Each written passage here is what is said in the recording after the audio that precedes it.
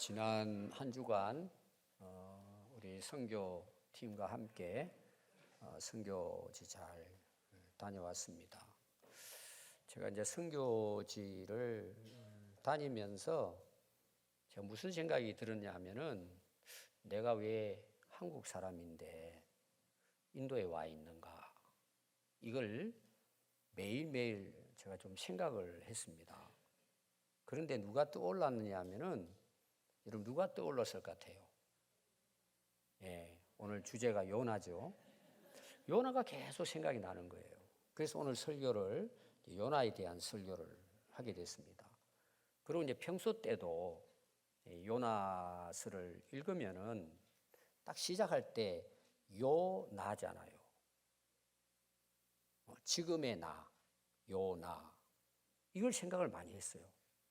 그 요나를 읽어가면서 지금의 나는 누군가? 지금 나는 어느 길로 가고 있는가? 자신을 돌아보는 그런 시간을 갖게 되었습니다. 그래서 오늘 우리가 이 요나서 말씀을 보면서 우리 모두가 지금의 나의 모습, 요나의 삶을 보면서 지금 요 나는 어떤 길을 향해 가고 있는가? 어떤 삶을 지금 살아가고 있는가? 지금 내 모습은 어떠한가? 그냥 스치고 지나가는 식이 아니라 좀 정직하게 자기 자신을 돌아보고 나는 과연 어떤 사람인가? 특별히 하나님 앞에서 어떤 사람인가? 그걸 함께 오늘 이 말씀을 통해서 다시 한번 돌아보는 계기가 될 수 있기 바랍니다. 이 요나는요, 북쪽 이스라엘의 선지자입니다. 이 북쪽, 남쪽 나오죠? 솔로몬 왕이 이제 말년에 타락을 합니다. 그래서 여로보암이라고 하는 부하가 반역을 해요. 어떻게 하느냐? 10지파를 모아가지고 우리는 다윗의 후손, 솔로몬의 아들 로보암이 이제 왕이 됐거든요. 왕을 인정하지 않겠다. 그래서 10지파를 이렇게 선동을 해가지고 자기들은 예루살렘 가서 예배도 안 드리고 우리는 다윗의 후손하고는 예를 들어서 관계 안 한다. 우리는 우리대로 신앙생활을 하겠다. 어떻게 보면 우상숭배를 한 거예요. 그리고 이제 아래는 남유다죠. 그렇게 해서 이제 두 왕국으로 이제 나누어지는 결과를 초래하게 됩니다. 그래서 이 요나는 북쪽 이스라엘 나라 백성들에게 하나님의 말씀을 전달하는 그런 선지자로 살게 되었습니다. 그럼 그 당시 이 북쪽의 왕이 누구냐? 여로보암입니다. 여로보암이라고 나와요. 그러면 처음에 왕이 여로보암이거든요. 1세입니다. 근데 여기는 여로보암 2세예요. 그럼 우리가 대개 1세, 2세 하면은 그 아버지의 아들이잖아요. 그런 의미가 아니고 우리나라로 말하면은 동명이인 있잖아요. 이름은 같은데 사람은 다른 거 있죠. 완전 다른 거예요. 근데 아마 이제 여로보암이라는 이름을 뭐 좋아해서 지었겠죠. 그래서 북쪽 이스라엘의 13대 왕입니다. 13대 왕. 그럼 그때 그 시기가 언제쯤이냐? 요나가 활동한 시기가 BC 한 760년경이에요. 오늘부터 말하면 한 2800년 전의 인물이에요. 그래서 이스라엘 나라에 하나님이 말씀하시면 그 말씀을 대신해서 이제 전달하는 역할을 이 요나가 했습니다. 그래서 그 이스라엘 역사에 보면 열왕기 하 14장 25절에 요나가 나와요. 구약에는 그 역사서 가운데 요나가 여기 처음 등장합니다. 북쪽 이스라엘 대한 그 기록이 되어 있는 거기 보면은 25절에 이렇게 기록을 했어요. 이스라엘의 하나님 여호와께서 그의 종 가드헤벨 아밋떼의 아들 선지자 요나를 통하여 하신 말씀과 같이 여로보암이 이스라엘 영토를 회복하되 하맛 어귀에서부터 아라바 바다까지 하였으니. 자, 이 당시 북쪽 이스라엘의 13대 왕의 업적이 원래 악한 왕이에요. 다윗의 길을 쫓지 않았습니다. 여로보암의 길을 쫓았어요. 악한 왕입니다. 근데 이때에 오늘 읽은 14장 25절의 내용을 보면은 부강해진 거예요. 이스라엘, 북쪽 이스라엘이 얼마나 부강해졌느냐. 오늘 거기 나오는 내용이 보니까 하맛읍이라고 나와요. 이 하맛이라고 하는 지역은 어디냐 하면 우리가 이스라엘 지도를 보면은 제일 위쪽이 갈릴리 지역이에요. 그리고 그 위에 헬몬산이 있어요. 거기를 올라가면은 바로 시리아가 나와요. 지금의 시리아예요. 시리아도 넘어서 거의 아수르의 변방까지 올라가요. 그때 그 위까지 다윗 왕 시대 때 땅을 다 회복했다는 얘기예요. 여러분들이 집에 가서 그 지도를 보면 어마어마합니다. 지금의 이스라엘 그 지역하고 비교하면. 그럼 아래쪽은 어느 쪽이냐? 아라바라고, 아라바. 이 아라바만입니다. 그 지역이. 그럼 아라바는 어디냐? 갈릴리에서 호수를 지나가 요단강을 지나가지고 사해에 이제 모이잖아요. 그럼 사해에서 이제 모인 물이 넘치다든지 주변에 그 물들이 모여가지고 아래로 내려가요. 그럼 아래로 내려가면은 어디와 연결되어 있느냐? 아라바만하고 연결이 돼요. 거기는 바다예요. 그래서 이스라엘의 지도를 보면 약간 이제 그 마른 목골로 되어 있거든요. 그 마른 목골 제일 아래 꼭지 지점 바로 아래가 아라바만이에요. 그리고 왼쪽으로는 뭐 수에즈 운하 뭐 이런 거. 그리고 제일 아래 내려가면 바로 홍해예요. 그러면은 이스라엘 이 영토가 이 여로보암 2세 때 어마어마하게 회복이 됐다는 거예요. 거의 강성했던 그 다윗의 왕 시대의 땅을 거의 회복한 거예요. 그러면 그 시대 당시 누가 선지자냐? 누가 선지자예요? 요나가 선지자인 거예요. 그러면 상당히 요나 선지자의 역할이 컸다고 볼 수 있어요. 왕은 악하지만 하나님께서 그 백성을 긍휼히 여기사 그 땅을 거의 회복할 수 있게 했다고 열왕기 하 14장 25절에 나옵니다. 그러면 거기 오늘도 읽은 내용에 보면은 그 아버지 이름이 나와요. 아버지 요나의 아버지 이름이 누구죠? 네, 아미떼입니다. 아미떼. 근데 이 뜻이 뭐냐 하면 신실하다, 진실하다 그런 뜻이에요. 굉장히 좋은 이름이죠. 오늘 우리로 말하면 진짜 하나님을 잘 믿는, 정말 믿음이 좋은, 하나님만 믿고 의지하는 그 아버지였다 이렇게 볼 수 있어요. 그리고 아버지가 신실하니까 그 자녀들이 태어나면 어떻게 하겠어요? 신앙교육을 잘 했겠죠.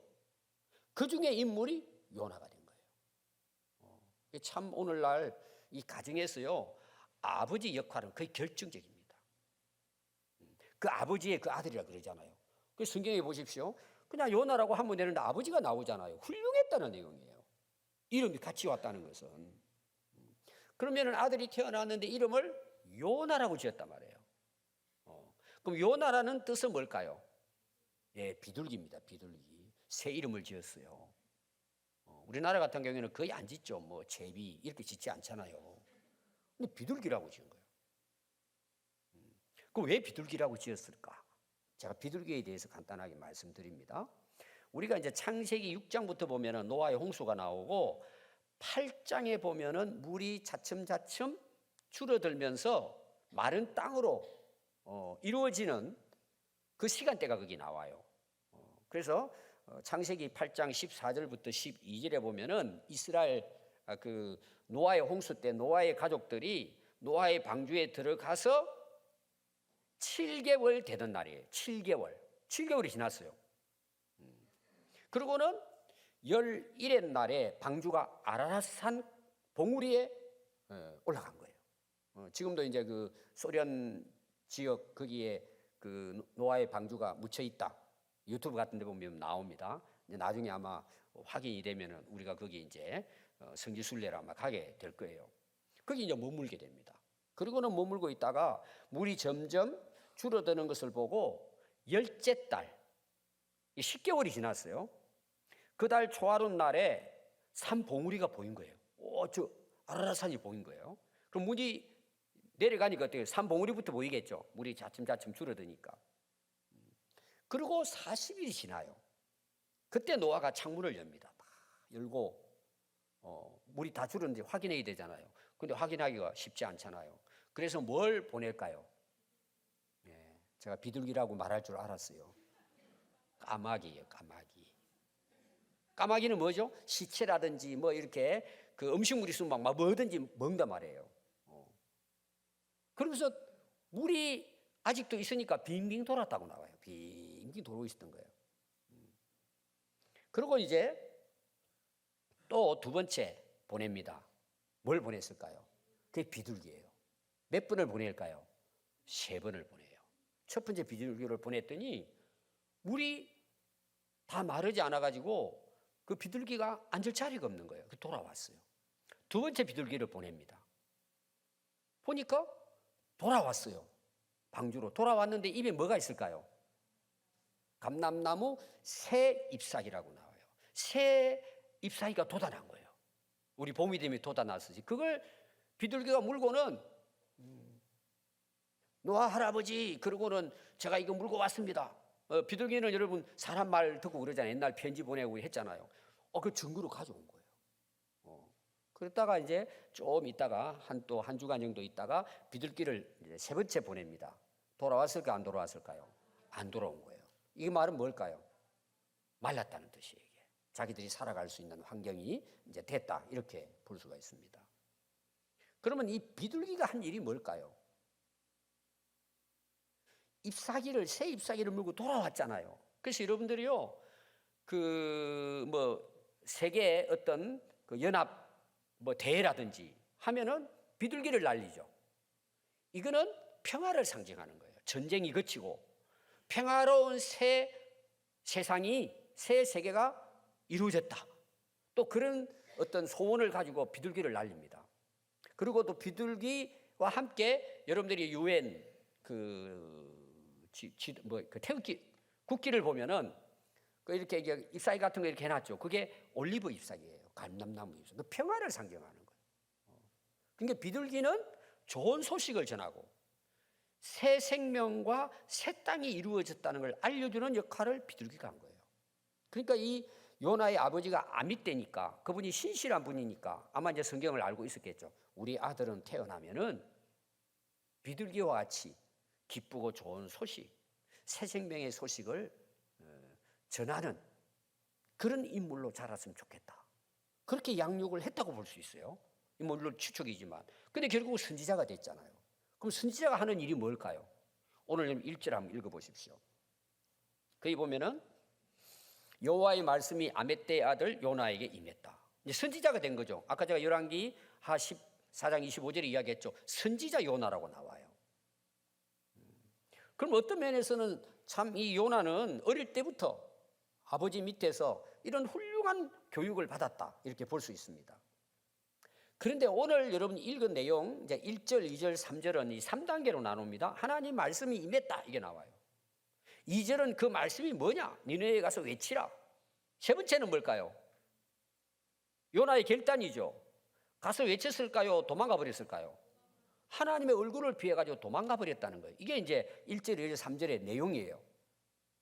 그러니까 그 앞에 제가 이 요나에 대한 이야기를 길게 한 것은, 요나는 당연히 하나님 말씀이 임했으니까 그 말씀 그대로 가서 니느웨에 가가지고 외쳐야 진짜 선지자예요.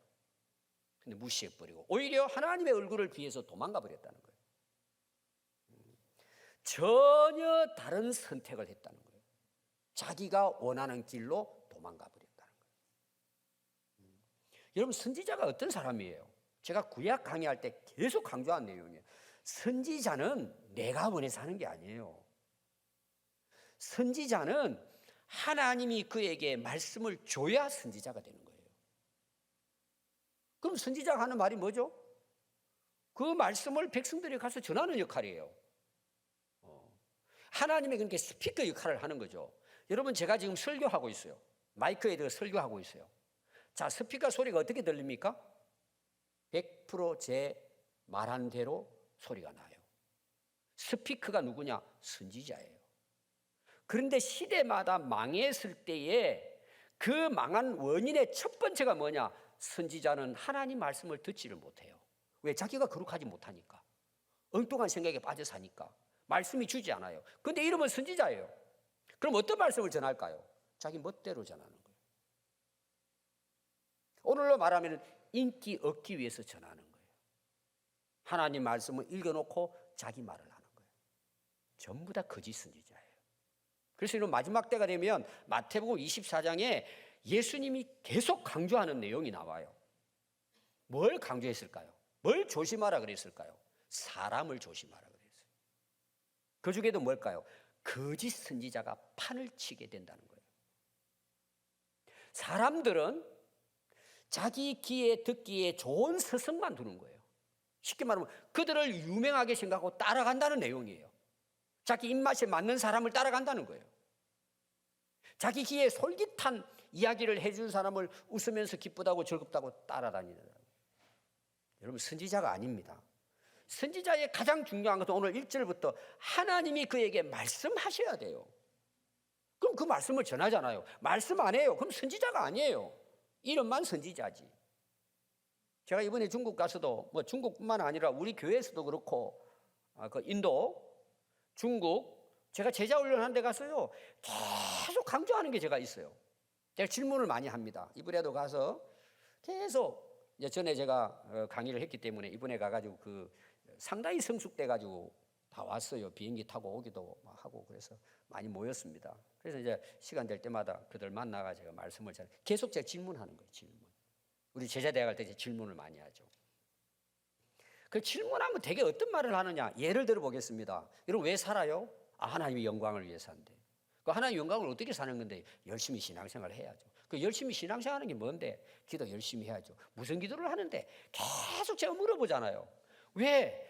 구체적인 삶이 없으면요 두리뭉실하게 이야기하는 거예요.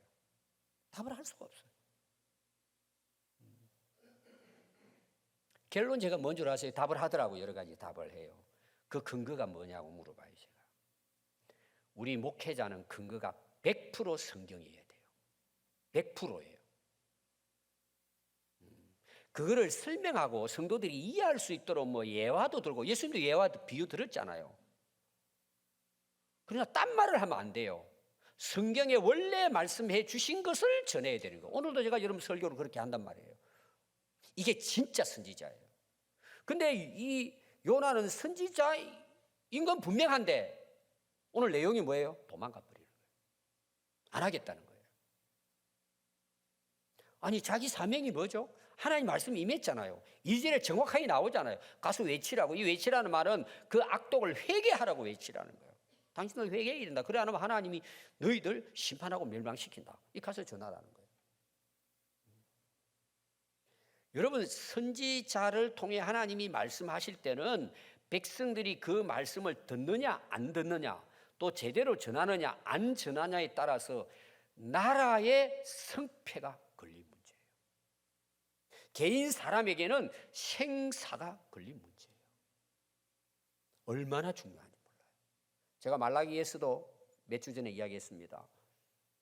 마지막 타락이 제사장에게 옵니다. 그러면 역사는 끝나는 거예요. 우리 중세사회나 교회사를 보면은 마지막 보루가 선지자, 말씀을 전하는 자들인데 이들이 썩는 거예요. 고이는 거예요. 엉뚱한 말을 하는 거예요. 그럼 여러분 역사는 끝나는 거예요. 하나님 역사는 떠납니다. 왜? 하나님이 말씀하시고 그걸 전하는 자가 있어야 이스라엘 백성들이 하나님 백성답게 살 거잖아요. 근데 선지자들이 타락해가지고 하나님이 말씀도 주시지 않고 그러니까 선지자는 선지자인데 엉뚱하게 말하는 거예요. 그럼 여러분 역사는 망하게 되는 거예요. 얼마나 중요한지 몰라요. 여러분 이스라엘의 선지자는요 3명밖에 안 됩니다. 거의 대부분 유다의 선지자가 있어요. 뭐 우리가 엘리야라든지 엘리사 다 알아. 그리고 또 하나는 이 말씀을 전해야 듣든지 듣지 않든지 그건 이제 백성들이 선택할 거죠. 그러나 중요한 것은 바로 전해야죠. 바로 전한다는 것은 하나님이 말씀하신 것을 이해할 수 있도록 잘 전해야 된다는 거예요. 그럼 이게 설교 아니겠어요? 여러분 듣는 사람도 중요합니다. 잘 들어야 합니다. 잘 골라서 들어야 합니다. 그래서 2절에 보니까 가서 외치라 그래요. 그 내용이 나오잖아요. 그들의 악독을 회개하라고. 왜? 하나님 앞에 그게 상달된 거예요. 이제 하나님이 참다가 이제 이들을 그냥 둬서는 안 되겠다는 거예요. 그럼 이스라엘에서 그 니느웨가 아수르의 수도입니다. 굉장한 도시예요. 거리가 얼마나 되느냐? 거의 1000km가 됩니다. 정확하게 말하면 900km 정도 돼요. 그럼 서울을 4번 왕복하는 거리예요. 여러분 여기서 서울까지 걸어간다고 생각해요. 지금은 길도 있잖아요. 옛날에는 다 산악지대, 완전히 광야, 돌산입니다. 그 길을 걸어가야 돼요. 가다가 죽을 수도 있어요. 위험한 땅이에요. 그리고 이 아수르 제국은 그 당시 세계를 제패하는 아주 잔인한 군사력을 갖고 있었어요. 지금도 이제 니느웨 성이 유물로 남아 있는데 그 성벽이 있잖아요. 그 당시 전차, 마차가 2개가 달릴 수 있는 넓은 어마어마한 성벽이에요. 무너뜨릴 수가 없는 거죠. 그리고 얼마나 잔인한지 나라를 이제 탈취하고 그다음에 자기 나라로 이제 예속시키잖아요. 그 나라를 이제 멸망시키고 자기 나라화 시키는 거죠. 그게 제국주의잖아요. 가서 대항하는 사람을 죽이는데 너무 잔인하게 죽는 거예요. 그리고 대제국을 이룬 거예요. 이 이스라엘은 싸워서 이길 수가 없어요. 항상 이스라엘의 위기는 위에 있는 아수르예요. 그리고 이 니느웨 성을 보면은요, 하필이면 수도가 이스라엘 지역 쪽에 변방이 있어요. 가까워요. 800km가 되니까 그 가까운 거예요. 그 당시로 보면. 그러니까 언제 쳐들어올지도 모르고 어떨 때는 또 와서 또 조공 바쳐라 그러면 바쳐야 돼요. 여러분 이제 이스라엘 역사 보면은 결국은 이스라엘이 이 아수르에 의해 가지고 BC 722년경에 망합니다. 3차에 걸쳐서 공격하다가 결국은 손들고 망하고 역사에 사라집니다. 오늘 이 이야기는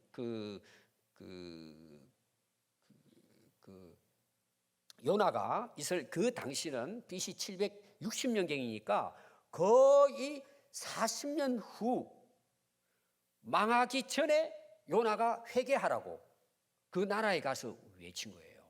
그럼 그들이 회개하고 돌아서면 어떤 경우는 어떤 일이 일어날까요? 이스라엘이 좀 멸망이 연기되겠죠. 그 모르겠어요. 정확한 역사의 기록은 안 나와 있으니까 그 말씀을 결국은 전하게 됩니다. 나중에 제가 전하겠어요. 거의 40년이 연장이 됩니다. 금방 망해할 이스라엘 백성들이 거의 40년을 유지합니다. 이제 다시 돌아오죠. 이스라엘 백성들은 그래도 정신 못 차립니다. 그럼 멸망하는 거예요. 그러니까 여러분 이 요나의 하나님이 말씀하신 명령을 가서 전하는 게 얼마나 중요하다는 걸 알고 있어야 돼요. 우리가 중요하단 말이에요. 그런데 결국 어떻게 했다고요? 그러나 나오잖아요. 요나는 하나님의 얼굴을 피해서 하나님의 얼굴을 계속 나옵니다. 얼굴을 피하려고 가서 다시스로 도망하려고 요빠는 그 지금 이스라엘의 전에 수도였는데 지금 뭐 예루살렘으로 수도를 바꾼다 뭐 몇 년 전에 그런 얘기 있어요. 그 수도 역할을 했습니다. 거기에 항구가 있으니까 배를 타고 다시스로 가는 배를 기다렸는데 아니 내려가는데 배가 준비되어 있는 거예요. 요나 오시오 하는 것처럼 딱 자리를 준비해서 있는 거예요. 요나가 얼마나 기뻤을까요? 그때 당시는 여러분 우리처럼 뭐 1시간에 뭐 아니면은 뭐 아침에 저녁에 이렇게 있는 게 아니에요. 진짜 한 달에 한 번이라고 할까? 얼마나 먼 거리인지 몰라요. 그것까지는 한 4000km 돼요. 예루살렘에서 직선 코스로 가서 딱 마주치는 곳이 다시스예요. 오늘 말하는 스페인입니다. 근데 그 가는 배가 여러분 한 달, 2달에 한 번씩 오는 거예요. 근데 요나가 도망치는데 그때 배가 딱 준비되어 있는 거예요. 그래서 얼른 배삭을 주고 배를 탔다고 오늘 3절까지 나와요. 요나 마음이 어땠을까요?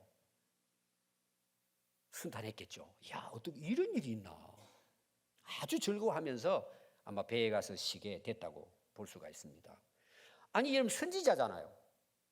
당연히 말씀이 임하면 준비해서 전하러 가야죠. 어디든지 누구에게든지 하나님이 전하러 한번 가야죠. 선지자는 목숨을 걸고. 여러분들이 이제 제가 오늘도 설교하고 여러분들이 이제 교회 생활을 오래 하신 분들이 계실 거예요.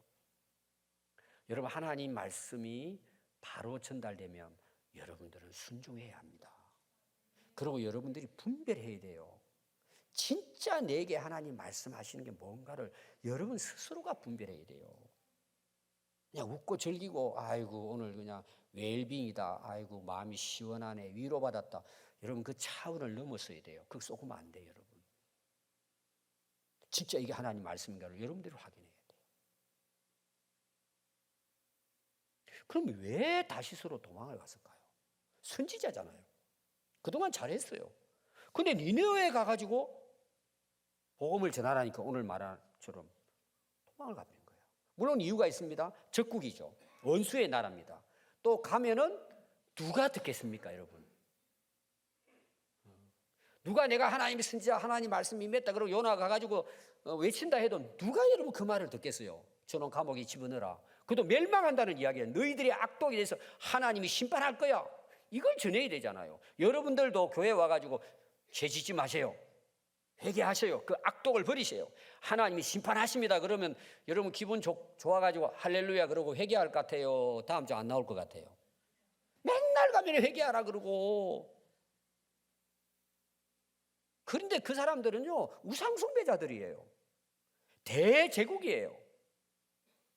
이스라엘하고는 비교가 안 돼요. 이스라엘 마음만 먹으면요 하루아침에 무너뜨릴 수 있어요. 그 나중에 이제 예루살렘 무너지는 거 보면 간단합니다, 여러분.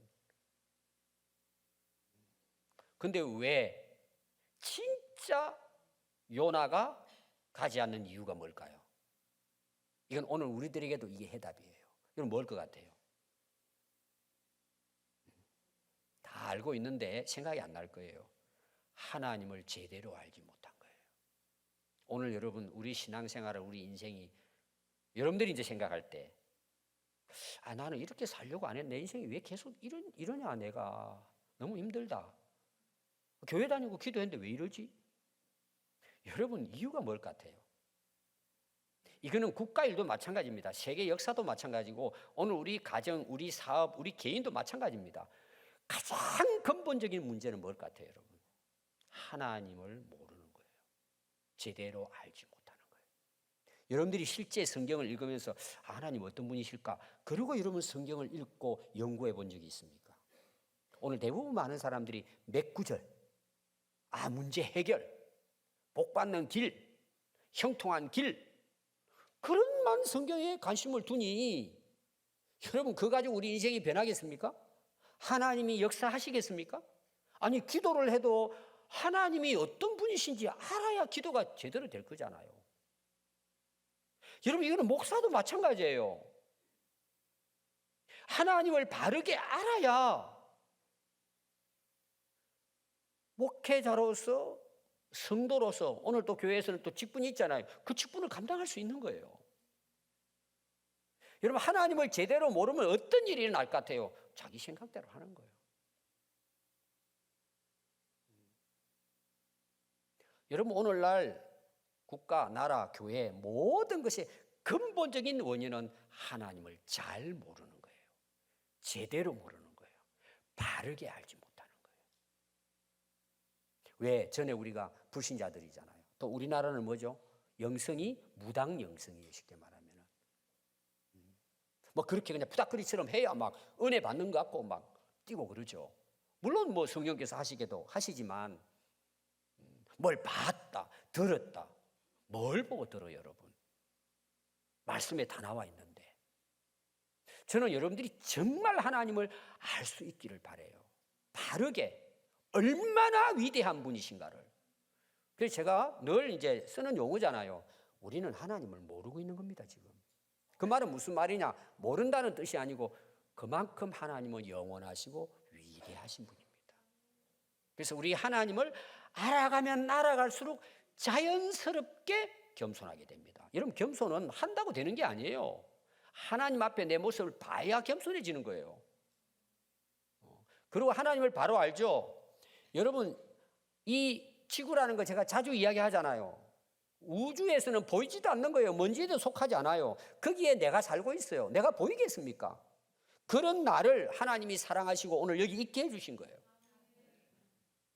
우리가 뭐 하나님 앞에 뭘 좀 한다고 대단한 것처럼 여러분 자랑하는 것은 하나님을 몰라서 그래요. 여러분. 오늘도 제가 예배 드리면서 늘 기도하는 게 뭔 줄 아세요? 하나님께 우리 성도들이 정말 마음을 다해서 신령과 진정으로 예배 드리게 해주세요. 은혜 받기 위해서, 기도 응답 받기 위해서, 그냥 사람들 만나기 위해서 오는 것이 아니라 하나님께 집중하고 예배드리게 해주세요. 여러분, 모인 우리가 목적이 뭐예요? 하나님을 예배드리기 위한 거잖아요. 근데 왜 예배를 제대로 못 드릴까요? 하나님을 모르니까 왔다 그냥 구경하고 가는 거예요. 예배 보러 오는 거죠. 뚫레 온 사람들 구경하고, 아, 근사님 머리 참 스타일 잘하셨다. 어느 위장에서 했을까? 옷은 어디서 사 입었지? 컬러가 멋있네. 이런 것만 보고 돌아가요. 왜? 여러분, 모든 문제의 근원은 하나님을 모르기 때문입니다. 하나님을 알아가는 것이 우리 인생입니다. 아는 만큼 인생을 살기 때문입니다. 그러나면 여러분, 거의 세상에 속고 삽니다. 선지자인 요나도 그랬습니다. 그럼 여러분, 하나님은 어떤 분이실까요? 잘 아는 내용이지만 제가 몇 가지만 말씀드립니다. 첫 번째, 하나님 말씀으로 세상을 창조하신 분입니다. 나를 만드신 분입니다. 생명의 근원이십니다. 내 존재의 근원이십니다. 그냥 여러분, 저라면 복 주는 하나님이 아닙니다. 우주 만물을 말씀으로 창조하시고 지금도 변함없이 다스리시는 분입니다. 역사를 주관하시는 분입니다. 여러분, 성경 읽어보세요. 다 나옵니다. 두 번째는 뭐냐 하면은요, 하나님은 어디든지 계십니다. 하나님 우주를 만드셨잖아요. 우주는 무한대라 그러잖아요. 인간이 아무리 과학이 발달이 돼도, 망원경이 발달이 돼도요, 끝까지 갈 수가 없습니다. 지금까지 간 것도 뭐 엄청난 것을 봤다 그러는데, 그들의 표현이에요. 앞으로 우리가 발견할 것은 무한대라고 이야기했고, 그들의 표현이 뭐냐? 신의 영역이라고 해요. 그들이 말하는 신은 하나님이 아닙니다. 자기들이 생각하면서 그냥 영적인 세계니까 신의 영역 이렇게 표현해 버려요. 그런 하나님이 여러분 어디든지 안 계시겠습니까? 뭘 모르시겠습니까? 지금 요나의 문제가 뭐죠? 하나님 얼굴을 피해 도망갔어요. 다시스까지 한 4,000km 되니까 거기 가면 하나님이 안 계실 줄 알고 간 거예요. 그때 당시에 어떤 사람들이 이 지구, 우주를 인식하는 것은 평면으로 봤어요. 여러분들 평면으로 좀 오늘 차 타고 왔잖아요. 뭐 둥근데 한 구석에 우리가 있는 건 아니잖아요. 좁은 건 보니까. 근데 평면이 아니잖아요. 원형으로 돼 있잖아요. 그래서 그들은 끝까지 가면은, 너무 끝까지 가면 어떤 일이 일어나느냐? 아래로 우주 공간에 완전히 버린 자식이 된다고 생각했어요. 미아가 된다고 생각해가지고 멀리 가지를 못했어요. 근데 그 제일 땅끝이 어디냐? 그 당시는 다시스예요. 사각형으로 본 거예요. 그래서 하나님이 안 계시는 곳, 제일 땅끝까지 가면 된다. 아니, 하나님이 우주 만물을 창조하셨는데 지구 그 전체에 보이지도 않는 그 지구를 하나님 못 보실까요? 착각한 거죠. 하나님은 모든 것을 아시고 모든 것을 보시고 어디든지 계신 분입니다. 그래서 다윗의 시편에, 유명한 시를 보면은 139편이거든요. 집에 가서 꼭 읽어보세요. 제가 오늘 1절부터 몇 구절만 다윗의 신앙 고백이 나와요. 하나님은 이런 분입니다. 자기 신앙 고백이 나와요. 한번 잘 들어보십시오. 여호와여, 주께서 나를 살펴보셨으므로 나를 아시나요? 나를 다 압니다. 주께서 내가 앉고 일어섬도 아신대요. 지금 다윗 왕의 고백이에요. 다윗은 하나님을 오늘 우리보다는 훨씬 더 그분에 대해서 알게 된 거죠. 멀리서도 나의 생각을 밝히 아신대요. 사람은 멀리서 말하면 숨어서 하면 모르잖아요. 하나님은 멀리 있는 것도 다 밝히. 이거 말하면은 이제 옛날에 여러분 그 CC 카메라가 나왔을 때는요, 이게 흐릿해가지고 사람이 움직임만 보였어요. 지금은 상당히 기술이 발전이 돼가지고 밤에 있는 것도 레이저로 찍어요. 그런데도 아직 대낮처럼 밝진 않죠. 아마 가면 갈수록 그럴 거예요. 이제 선명하게 다 보일 거예요. 그럼 하늘나라 여러분 영상은 어떨까요? 제가 이제 비유를 하는 거예요. 하나님이 CC 카메라를 딱 비추가지고 우리가 태어나서부터 죽을 때까지를 영상으로 틀면은 그 영상은 어떨 것 같아요? 현실처럼 보일 거예요. 단 한 사람도 속일 수 없어요. 요나는 그걸 몰랐던 거죠. 도망가면 끝나는 걸로 생각한 거예요. 여러분 어디를 도망갑니까? 그래서 다윗은 이렇게 이야기해요. 나의 모든 길과 내가 눕는 것을 살펴보셨으므로 나의 모든 행위를 익히 다 하신다. 내가 주의 영을 떠나 어디로 가며 주의 앞에서 어디로 피하리까? 하나님이 영원하시고 어디든지 계신다는 것을 다윗은 깨달은 거예요. 내가 하늘에 올라갈지라도 거기 계시고 스올에, 이 무덤입니다. 죽어 무덤에 땅 속에 파묻혀 있어도 하나님은 거기 계신다는 거예요. 벗어날 수 없다는 것입니다. 세 번째는 하나님은 모든 사람들을 사랑하시는 분입니다. 왜 사랑하시죠? 구원하기 위해서입니다. 여러분, 하나님의 사랑의 최종적인 목표는 뭘 같아요? 구원입니다. 죄에서 구원하는 것이 하나님의 사랑이십니다. 그래서 요한복음 3장 16절, 17절에 보면 하나님이 세상을 이처럼 사랑하사, 그 사랑이 뭐예요? 독생자를 주셔서 그를 믿는 자마다 영생을 얻게 하려 하심이라. 하나님이 그 아들을 세상에 보내신 것은 세상을 심판하려 하심이 아니요 그로 말미암아 세상이 구원을 받게 하심이라. 이게 하나님 사랑이에요. 그래서 디모데전서 2장 4절에 보면 하나님은 사람이 구원받으며 진리를 아는 데 이르기를 원하노라. 어떤 사람입니까? 모든 사람이에요. 하나님은 지금도 모든 사람이 구원받기를 원하시는 것입니다. 그래서 우리가 부름받아서 구원받게 된 거 아니겠습니까? 네 번째는요, 하나님은 악독을 반드시 심판하시는 분입니다. 뭐 이스라엘 백성도 여러분 심판받습니다. 우리가 이스라엘 역사를 보세요. 이방 어느 나라든지 악독에 의해서, 죄악에 대해서 하나님은 벌하십니다. 이 땅에서도 징계하시지만 하나님 앞에 가서는 여러분 그 심판을 벗어날 수가 없죠. 아무도 벗어날 수 없어요. 히브리서 9장 27절에 보면 한 번 죽는 것은 사람에게 정해진 것이요 그 후에는 심판이 있습니다. 많은 사람들이 죽으면 끝난다는 것은 자기들 생각입니다. 하나님은 우리가 죽는 그날 하나님 심판됐습니다. 벗어날 수 없습니다. 계시록 20장 12절에 보면 또 내가 보니, 지금 요한이 예수님께서 하늘 문을 열어 보여준 거예요. 내가 보니 죽은 자들이 큰 자나 작은 자나, 이거는 모든 사람을 가리켜요. 그 보좌 앞에 다 서 있어요. 하나님 보좌 앞에. 근데 책들이 있는 거예요. 책들이. 그 책들이 뭐냐? 우리가 행한 모든 게 기록된 책이고, 또 하나의 책이 있는데 그것은 생명책이라, 오늘 말하는 출석부예요. 천국에 들어올 영생 구원받은 사람들의 명단이에요. 출석을 부르는 가서 하나님의 나팔 소리, 그거는 하나님 나라에서 출석 부른다는 그 원래 원뜻이 그런 거예요. 출석부에 딱 불렀는데 내 이름이 없어요. 어떻게 될까요? 행한 대로, 책에 기록된 대로. 오늘 우리 과학의 발전으로 말하면은 저장된 대로 다 밝힌, 그러면은 말을 못해요. 다 보이잖아요. 여러분, 세상에서도 처음부터 끝까지 모른다 잡아떼다가 영상 딱 보여주면 어때요? 고개 숙이고 죄송합니다 그러고 감옥 가잖아요.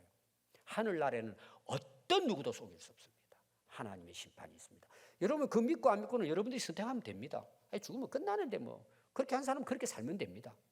이 말씀을 믿는 사람들은 어떻게 살아갈까요? 오늘 여러분 결론에 그게 나옵니다. 또 20장 13절에 보면요, 바다가 그 가운데서 죽은 자들을 내주고, 바다에 물에 빠져 죽은 사람도 있잖아요. 그러면 바다 뭐 깊은 곳이 있잖아요. 다 다시 부활해가지고 하나님의 심판대 앞에 선다는 거예요.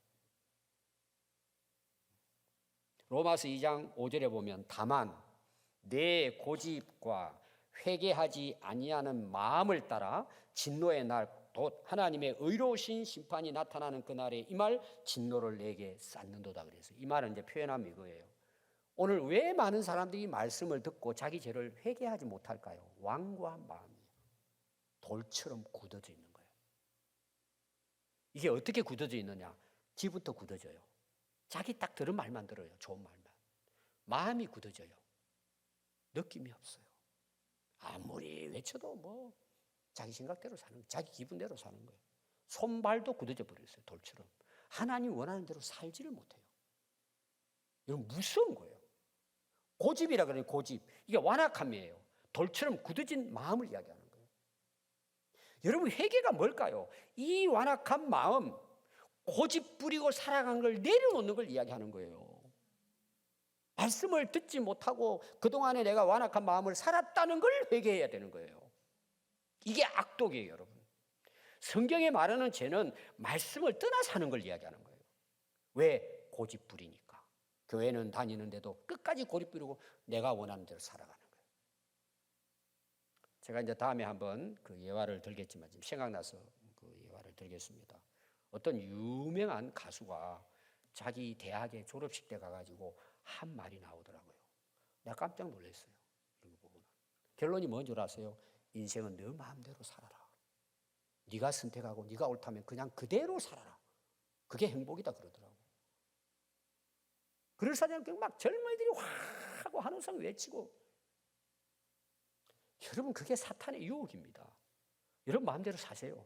편하고 좋죠. 내 마음대로 기분대로 살아요. 지금 세계의 흐름이 그거예요. 이거는 여러분 사탄이 속이는 망함이에요. 아담 하와를 속인 마귀의 똑같은 방법이에요. 여러분 정신 차려야 합니다. 여러분 고집 부리는 거 회개하지 않으면은, 그럼 회개하지 않는 삶을 살잖아요. 여기는 하나님이 진노할 때 그 진노를 스스로 쌓아간대요, 죄를. 그럼 나중에 가서는 꼼짝 못 하잖아요. 이 쌓은 것을 무너뜨려야죠, 회개하고 하나님 앞에. 자, 요나가 사명을 버리고 떠나요. 근데 아까 제가 잠시 이야기했습니다. 배가 준비되어 있어요. 삭스를 주고 보니까 자리가 또 있어요. 배 밑에 가가지고 아이고 이제 나 살았다. 편안하게 내 마음대로 자유롭게 살 수 있겠네. 선지자 다 치우고 나는 이제 내가 하나님 떠나 살고 있다. 그렇게 생각하고 이제 배 밑에 가서 누워 있는 거예요. 편안하게. 과연 그의 길은 순탄할까요? 잘 돼가는 걸까요? 우선 그렇죠. 우선 잠시 그렇습니다. 오늘 많은 사람들이 이 잠시의 쾌락 때문에 범죄합니다. 나중에는 다 망하는 걸 자기도 경험합니다. 하나님이 명령하신 걸 선지자는 가서 전해야 할 것이 선지자의 사명이에요. 아니 이 말씀을 전하느냐 안 전하느냐에 따라서 한 나라가 망하느냐 사느냐의 문제예요. 아니 기쁜 소식을 전해야 할 선지자의 사명을 잊어버리고 도망치는데 그게 잘 나간다고 지금 가고 있는 모습을 볼 수가 있습니다. 여러분 4절부터 보면은 하나님이 징계하고 막으시는 이제 내용이 나옵니다. 마태복음 28장 19절에 보면요. 그러므로 너희는 가서 모든 민족을 제자로 삼아 아버지와 아들과 성령의 이름으로 세례를 베풀고 내가 너희에게 분부한 모든 것을 가르쳐 지키게 하라. 볼지어다 내가 세상 끝날까지 너희와 항상 함께 있을 것이다. 가라 그러잖아요. 그리고 전하라 그러잖아요. 가르치고 지키게 하라고 그러잖아요. 이건 모든 제자들에게만 아니라 우리 모두에게 주어진 사명입니다. 여러분들은 어떻습니까? 하나님이 명령하신 길로 가고 있습니까? 내가 선택한 길로 가고 있습니까? 우리 인생은요, 이 두 가지에 결정됩니다. 최종적으로는. 현재 내가 선택한 길 즐겁고 기쁘게 순탄하게 가고 있습니까? 조금만 지나보세요. 꼬이기 시작합니다. 하나 꼬이고 두 개 꼬이고 나중에는 감당할 수 있는 꼬입니다. 인생. 그게 이제 4절부터 나옵니다. 여러분 한 주간 기도하면서 내가 선택해서 가는 이 길 끝 종착지는 어디일까를 깊이 생각하십시오. 우리 한번 기도하도록 하겠습니다.